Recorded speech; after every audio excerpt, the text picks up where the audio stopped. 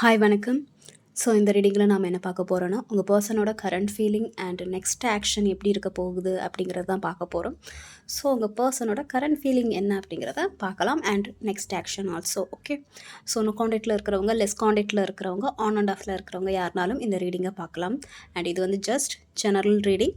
So பொருந்தின விஷயத்தை மட்டும் எடுத்துக்கோங்க, பொருத்தாத விஷயத்த அப்படியே விட்டுடலாம். ஓகே, அண்ட் வந்து இது டைம்லெஸ் ரீடிங், நீங்கள் எப்போ பார்த்தாலும் உங்களுக்கு பொருந்தும். ஓகேவா? அண்ட் யாருக்காச்சும் பர்சனல் ரீடிங் வேணும்னா டிஸ்கிரிப்ஷனில் வந்து நம்பர் போட்டிருக்கேன், எனக்கு வாட்ஸ்அப் பண்ணுங்கள். கால் பண்ணாதீங்க, வாட்ஸ்அப் பண்ணுங்கள். ஓகேவா? ஸோ உங்கள் பர்சனோட கரண்ட் ஃபீலிங் என்ன அப்படிங்கிறத பார்க்கலாம். Current feeling and next action. Okay,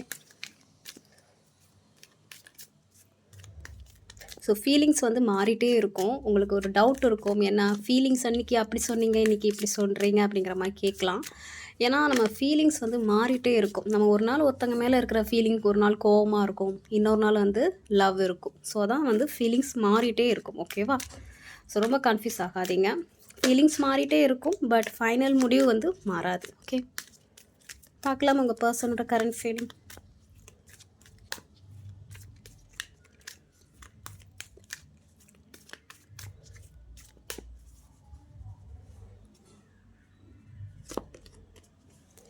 so அவங்கவுங்க மேலே ஒரு நல்ல ஃபீலிங் தான் வச்சுருக்காங்க.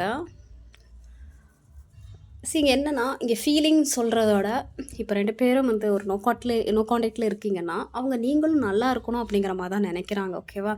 என்ன தான் ஒரு பகை இருந்தாலும், நோ காண்டாக்ட் இருந்தாலும், ஒரு சிச்சுவேஷன் அதாவது லாங் டிஸ்டன்ஸ் இருந்தாலும் அவங்க நீங்கள் நல்லா இருக்கணும், நீங்கள் நல்லா உங்கள் லைஃப்பில் வரணும், ஃபினான்ஷியலாகவும் சரி, உங்களோட பர்சனல் லைஃப்லேயும் சரி நல்லா இருக்கணும் அப்படிங்கிற மாதிரி தான் நினைக்கிறாங்க. உங்களை பற்றி நிறைய பாசிட்டிவாக தான் திங்க் பண்ணுறாங்க.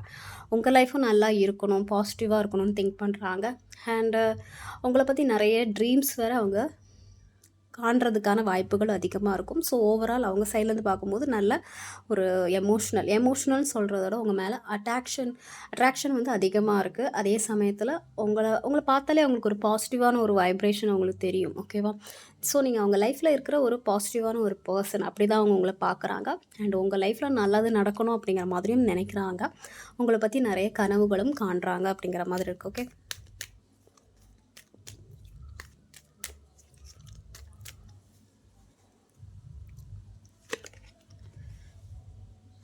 ஸோ ஒரு பவுண்ட்ரி செட் பண்ணியிருக்காங்க. எனக்கு தெரிஞ்ச உங்கள் பர்சன் வந்து ஒரு பவுண்ட்ரி செட் பண்ணியிருக்காங்க. நோ காண்டாக்டில் போயிட்டுருக்கு அப்படிங்கிற பட்சத்தில் அது அவங்களுக்கு ஒரு சில கஷ்டங்களை ஏற்படுத்துது. இருந்தாலும் ஒரு பவுண்ட்ரி செட் பண்ணியிருக்காங்க. அவங்களால நீங்களாக வந்தீங்கன்னா அவங்க வந்து உங்களுக்கு என்ன தேவையோ அதை பண்ணுவாங்க.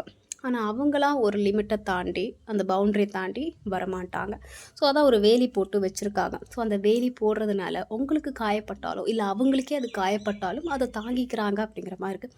இது என்ன காரணம் அப்படிங்கிற மாதிரி பார்க்கும்போது, அந்த வேலியை தாண்டி அவங்க வரும்போது அவங்க ஹர்ட் ஆயிடுவாங்களோ அப்படிங்கிற ஒரு பயம், இல்லை அவங்கள சுற்றி இருக்கிறவங்க அவங்கள ஹர்ட் பண்ணிடுவாங்களோ அந்த வேலியை தாண்டி வரும்போது, உங்களை நோக்கி வரும்போது ஏதாச்சும் ஒரு ஹர்ட் ஆகுமோ அப்படிங்கிற ஒரு பய உணர்ச்சி அவங்களுக்கு இருக்குது. அதனால அவங்க ஒரு வேலியை போட்டுட்டு இருக்காங்க அப்படிங்கிற மாதிரி இருக்கு. ஓகேவா?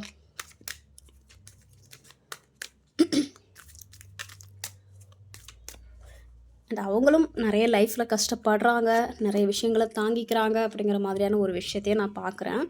ஓகேவா? அவங்க பர்சனல் லைஃப்லேயும் நிறைய விஷயம் இருக்குது, பட் அதை ரொம்ப ஃபேஸ் பண்ணுறாங்க. நிறைய விஷயத்த வந்து முடியாத பட்சத்தையும் அதை ஃபேஸ் பண்ணுறாங்க அப்படிங்கிற மாதிரி தான் நான் பார்க்குறேன். இருந்தாலும் ஒரு பவுண்ட்ரி செட் பண்ணி வச்சுருக்காங்க. ஓகே, இந்த ஒரு ஈகோ, ஓகே, அந்த ஈகோ ப்ராப்ளம்னால கொஞ்சம் ஒரு பவுண்ட்ரி செட் பண்ணியிருந்துருக்கலாம். அண்ட் நிறைய கன்ஃபியூஷன் இருக்குது உங்கள் பர்சனுக்கு, உங்கள் மேலே நிறைய கன்ஃபியூஷன் இருக்குது. ஒரு கிளாரிட்டி இல்லை. ஓகேவா? நீங்கள் என்ன நினைக்கிறீங்க அப்படிங்கிறது வந்து அவங்களுக்கு தெரிய மாட்டேங்குது, அவங்க என்ன நினைக்கிறாங்க அப்படிங்கிறது உங்களுக்கு தெரிய மாட்டேங்குது. இந்த ரிலேஷன்ஷிப் எதை நோக்கி போகுதுன்னு அப்படிங்கிற மாதிரி யாருக்குமே தெரிய மாட்டேங்குது. ஒரு கன்ஃபியூஷனும் இருக்கும். இந்த ரிலேஷன்ஷிப் வந்து ஒரு குட் ரிலேஷன்ஷிப் தானா, இல்லை ஏதாவது ஒளிவு மறைவு இருக்குதா, இந்த பர்சன் நம்மக்கிட்ட எப்படி பழகுறாங்க, என்ன காரணத்துக்காக பழகுறாங்க அப்படிங்கிற ஒரு விஷயமும் அவங்க மைண்ட் செட்டில் இருக்குது. ஒரு குழப்பமான ஒரு மனநிலையில் தான் இருக்காங்க. ஒரு கிளாரிட்டி இல்லை. ஓகேவா? ஒரு கிளாரிட்டி இல்லை, ஒரு புரிதல் இருக்குது, ஆனால் கிளாரிட்டி இல்லை. நிறைய ஒரு இல்யூஷன் மைண்டில் இருக்காங்க. தேவையில்லாத விஷயங்களெல்லாம் நினச்சி பார்க்குறாங்க. அண்ட் லவ் இருக்குது, எமோஷ்னல் இருக்குது, ஃபிசிக்கல் அட்ராக்ஷன் எல்லாம் இருக்குது. அதையும் தாண்டி கிளாரிட்டியில் குழப்பமான ஒரு மனநிலையில் இருக்கிறாங்க. ஸோ மேக்ஸிமம் வந்து கனவு உலகத்தில் தான் உங்கள் பர்சன் வாழ்ந்துட்டுருக்காங்க. இப்படியா இருக்குமோ இல்லை அப்படியா இருக்குமோ அப்படிங்கிற மாதிரி கனவு உலகத்திலே வாழ்ந்துட்டுருக்காங்க அப்படிங்கிற மாதிரி இருக்குது. அண்ட் உங்களையும் தவிர்த்து நிறைய ஆப்ஷன்ஸ் இருக்குது அவங்க லைஃப்பில். கரியர், மணி அண்ட் ஃபேமிலி இல்லை அதர் விஷயங்கள் நிறைய ஆப்ஷன் இருக்குது அப்படிங்கிற மாதிரி நான் பார்க்குறேன். ஸோ அந்த ஒரு காரணத்துக்காக கூட உங்களை விட்டு கொஞ்சம் தூரமாக இருக்கலாம். ஸோ உங்ககிட்ட கம்யூனிகேஷன் பண்ணணும் அப்படிங்கிற மாதிரி நினைக்கிறாங்க. உங்கள் கூட மறுபடியும் கொலாபரேஷன், அதாவது வேலை விஷயமாகவோ இல்லை ஒரு நட்பு ரீதியாகவோ உங்ககிட்ட பழகணும் அப்படிங்கிற மாதிரி தான் அவங்க நினைக்கிறாங்க. ஓகே, பட் இருந்தாலும் அவங்களுக்கு ஒரு தடுமாற்றம் இருக்குது. எமோஷ்னல் பிளாக்கேஜஸாக இருக்குது. பேசணும்னு நினைக்கிறாங்க, இல்லை நீங்கள் அவங்கக்கிட்ட பேசணும் அப்படிங்கிற மாதிரி எதிர்பார்க்குறீங்க. ஆனால் எமோஷ்னல் பிளாக்கேஜஸாக இருக்குது. ஏதோ ஒரு காரணத்துக்காக அவங்க எமோஷ்னலெல்லாம் பிளாக் பண்ணி வச்சுருக்காங்க. இப்போதைக்கு எமோஷ்னல்லாம் தேவையில்லை. ஏன்னா அவங்களால முடிவெடுக்க முடியல. 2 பக்கம் நிற்கிறாங்கல்ல, ஒரு பக்கம் நீங்கள், இன்னொரு பக்கம் வேறு யாரோ. கரியர், ஃபேமிலி இல்லை அதர் பர்சன். அந்த ஒரு காரணத்துக்காக உங்ககிட்ட இப்போ நோ கான்டாக்டில் இருக்காங்க, பேசாமல் இருக்காங்க அப்படிங்கிற மாதிரி நான் பார்க்குறேன். இல்லை பேசுகிறத அவாய்ட் பண்ணுறாங்க, முடிவு எடுக்க முடியல அவங்களுக்கு. ஒரு பக்கம் மட்டும் வந்து நல்லது பண்ணுற மாதிரி எனக்கு தெரியுது, இன்னொரு பக்கம் வந்து கண்டுக்காமல் இருக்கிறாங்க உங்கள் பர்சன் அப்படிங்கிற மாதிரி நான் பார்க்குறேன். ஸோ நிறைய பிளாக்கேஜஸ் இருக்குது, அவங்கள சுற்றியும் நிறைய பிரச்சனைகள் இருக்குது. உங்ககிட்டயும் பேசாமல் இருக்கிறாங்க அப்படிங்கிற மாதிரி தான் பார்க்குறேன். பட் நினைக்கிறாங்க உங்கள் கூட வந்து மறுபடியும் பேசணும், கொலாபரேஷன் பண்ணணும். பட் இருந்தாலும் அவங்க இப்போதைக்கு ஒரு நோ கான்டாக்ட் சிச்சுவேஷன் மைண்டில் தான் அவங்க போயிட்டுருக்காங்க அப்படிங்கிற மாதிரி நான் பார்க்குறேன்.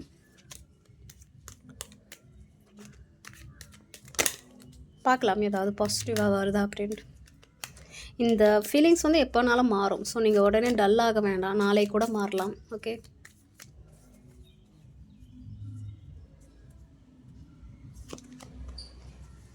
பட் எமோஷ்னல் இருக்க தான் செய்யுது. எனக்கு தெரிஞ்சு இந்த ரிலேஷன்ஷிப்பில் இருக்கிற ஃபீமேல் பர்சனுக்கு ரொம்ப எமோஷ்னல் இருக்குது.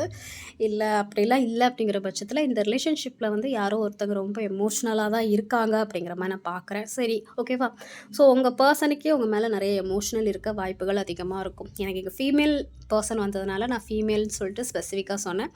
உங்கள் பர்சனுக்கும் அந்த எமோஷ்னல் இருக்க வாய்ப்பு அதிகமாகவே இருக்கும். ஸோ உங்கள் மேலே அந்த அன்பு, பாசம் எல்லாமே இருக்குது. எமோஷ்னலாக தான் இருக்கிறாங்க, உங்களை ரொம்ப மிஸ் பண்ணுறாங்க, எல்லாம் இருக்குது. பட் ஒரு பவுண்ட்ரி செட் பண்ணிக்கிட்டு அவங்க பாட்டுக்கு அவங்க வேலையை பார்த்துட்டு ஒரு நோ கான்டாக்ட் சிச்சுவேஷனில் இருக்காங்க அப்படிங்கிற மாதிரி நான் பார்க்குறேன்.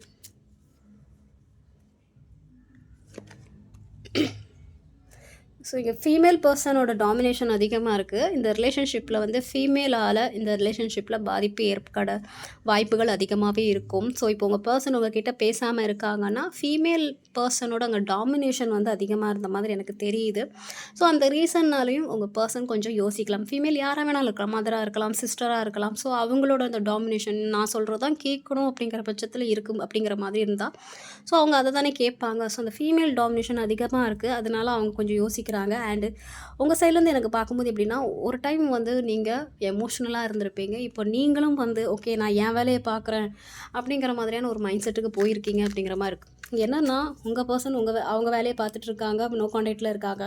இன்னொரு பக்கம் நீங்கள் என்னென்னா எமோஷ்னலாக இருந்திருக்கீங்க. அதுக்கப்புறம் ஓகே நானும் வந்து இனி யாரையும் கண்டுக்க போகிறது இல்லை, என் பாட்டுக்கு அமைதியாக இருக்க போகிறேன், என் வேலையை ஏன்னா நான் உண்டு என் வேலை உண்டு அப்படிங்கிற மாதிரி பார்க்க போகிறேன் அப்படிங்கிற மாதிரியான ஒரு மைண்ட் செட்டில் தான் நீங்கள் இருக்கிறீங்க.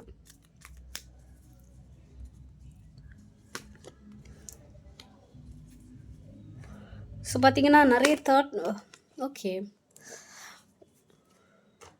இங்கே என்னென்னா 2 பேருக்குமே வந்து ரீயூனியன் ஆகணும் அப்படிங்கிற ஒரு எண்ணம் இருக்குது. பார்த்தீங்களா, ரீயூனியன் ஆகணும், மறுபடியும் பேசணும் அப்படிங்கிற ஒரு எண்ணம் இருக்குது.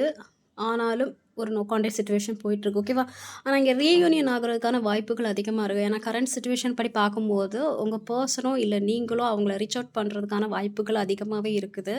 மறுபடியும் வந்து ரீயூனியன் ஆகிறது, மறுபடியும் அந்த ரிலேஷன்ஷிப்பை வந்து மறுபடியும் ஒரு பில்ட் பண்ணுறது அப்படிங்கிற மாதிரியான விஷயங்கள் நிறையவே நடக்க வாய்ப்புகள் அதிகமாக இருக்கும்.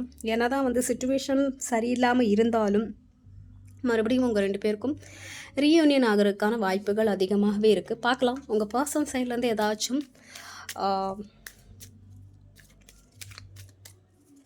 ஆக்ஷன் இருக்கான்னு பார்க்கலாம். பட் உங்கள் பர்சனுக்கு நிறைய மெமரிஸ் இருக்குது, உங்களை பற்றி நிறைய திங்க் பண்ணுறாங்க, மெமரிஸ் இருக்குது அப்படிங்கிற மாதிரி நான் பார்க்குறேன். என்ன தான் நோ கான்டாக்டில் இருந்தாலும் உங்களை பற்றின அந்த நினைவுகள் வந்து பழைய உங்களுக்கு 2 பேருக்குமே பொதுவா சில நல்ல மெமரீஸ் எல்லாம் இருக்கும்ல. அதெல்லாம் அவங்க நெனச்சிட்ருக்காங்க. தேவையில்லாத மெமரீஸும் நெனைக்கிறாங்க, நல்ல மெமரீஸும் நெனைக்கிறாங்க அப்படிங்கிற மாதிரி இருக்குது. உங்க கூட நல்லா ஃபன் பண்ணணும், என்ஜாய் பண்ணணும், ஒரு நல்ல ஒரு பாண்டிங்கை கொண்டு போகணும் அப்படிங்கிற மாதிரி நினைக்கிறாங்க. ஓகே. ஸோ சீக்கிரமே உங்கள் 2 பேருக்கும் ரீயூனியன் நடக்க வாழ்த்துக்கள்.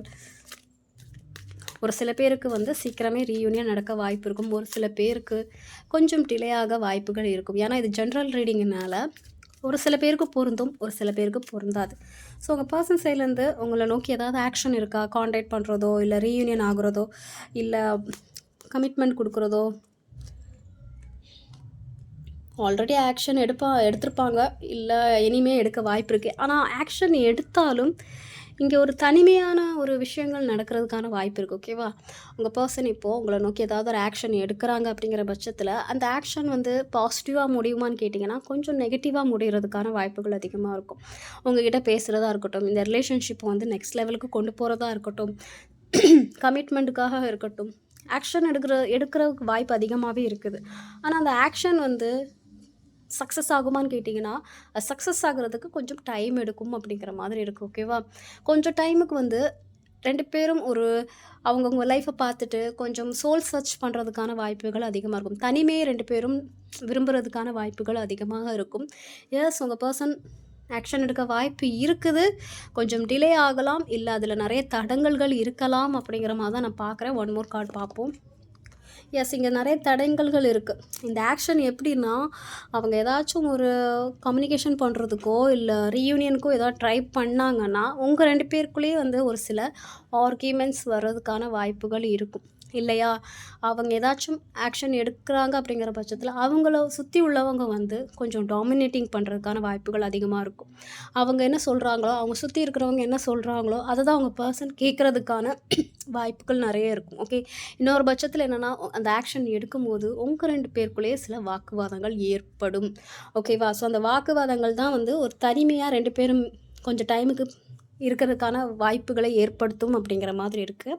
பட் ஓவரால் பார்க்கும்போது 2 பேரும் ரீயூனியன் ஆகிறதுக்கான வாய்ப்பு இருக்குது. பட் என்னென்னா, அப்படி ஏதாச்சும் நடந்துச்சுன்னா 2 பேரும் வந்து கொஞ்சம் காமாக பேசுங்க, சண்டை போட்டுக்காதீங்க, ரொம்ப வார்த்தைகளை விடாதீங்க அப்படிங்கிற மாதிரி தான் இருக்குது. ஓகே. ஸோ உங்களோட அட்வைஸ் அதுதான். 2 பேரும் மாறி மாறி அடிச்சிக்காதீங்க, சண்டை போடாதீங்க, கொஞ்சம் அமைதியாக பேச கற்றுக்கோங்க. ஓகே. ஸோ இதான் வந்து உங்கள் பர்சனோட கரண்ட் ஃபீலிங். இது வந்து ஜஸ்ட் ஜென்ரல் ரீடிங். இது எல்லாருக்கும் பொருந்தாது. ஒரு சில பேருக்கு பொருந்தும், ஒரு சில பேருக்கு பொருந்தாமலேயும் இருக்கலாம். எனக்கு கிளாரிட்டி வேணும் அப்படிங்கிற பட்சத்தில் யாராச்சும் பர்சனல் ரீடிங் எடுத்துக்கோங்க. என்கிட்ட எடுத்துக்கலாம், இல்லை நிறைய டேரோ ரீடர் இருக்காங்க, அவங்ககிட்ட கூட நீங்கள் எடுத்துக்கலாம். ஓகே. என்கிட்ட ரீடிங் எடுக்கணும்னா, பர்சனல் ரீடிங் எடுக்கணும்னா டிஸ்கிரிப்ஷனில் நம்பர் போட்டிருக்கேன், வாட்ஸ்அப் பண்ணுங்கள். கால் பண்ணாதீங்க, வாட்ஸ்அப் பண்ணுங்கள். ஓகேவா? ஸோ என்னை சப்போர்ட் பண்ணுற எல்லாருக்கும் ரொம்ப நன்றி. Take care. பாய்.